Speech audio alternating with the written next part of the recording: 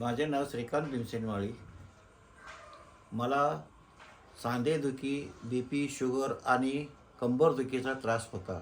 मी दर 15 दिवसाला pen क्लिअरचे injection आणि गोळ्या घ्याव्या लागत होत्या. त्यामुळे मी आज साधारण नगरसेवक प्रमोद कुटे यांनी 10 दिवसाची शिबिर आयोजित केली. तर त्याच्यामध्ये मी थेरपी घेतल्यानंतर फरक वाटला. म्हणताना मी आज सलग 3 महिने झाली थेरपी प्रोसेस चालू आहे. त्याच्यामुळे मला सांधेदुखी व शुगर, BP नॉर्मल आलेले आहे. आणि माझ्या मिसेसला मानदुखीचा प्रॉब्लेम होता. त्याकरिता डॉक्टरांनी ऑपरेशनची शिर चोकअप आहे, ऑपरेशन करावे लागेल म्हणून सांगितले होते. तरी ते न करता मी थेरपी चालू केलेली आहे. त्यामुळे मिसेसला भरपूर फरक पडलेला आहे.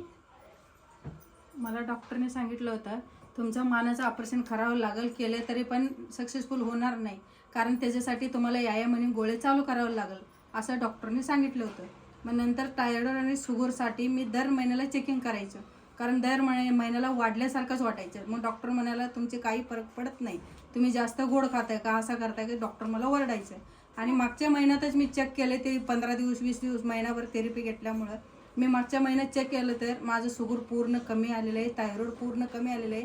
त्याच डॉक्टर मला काल त्या दिवशी विचारलं मला तुम्ही काय केलं आहे, कारण एवढं एकदमच तुमचं शुगर एवढं नॉर्मलमध्ये कसं काय आलं आहे, कारण तुम्ही अजूनपर्यंत तुम्ही साखर सोडू नका, थायरॉइड पण नॉर्मल आहे, शुगर पण नॉर्मल आहे, एवढं मला सांगितलं. नमस्ते.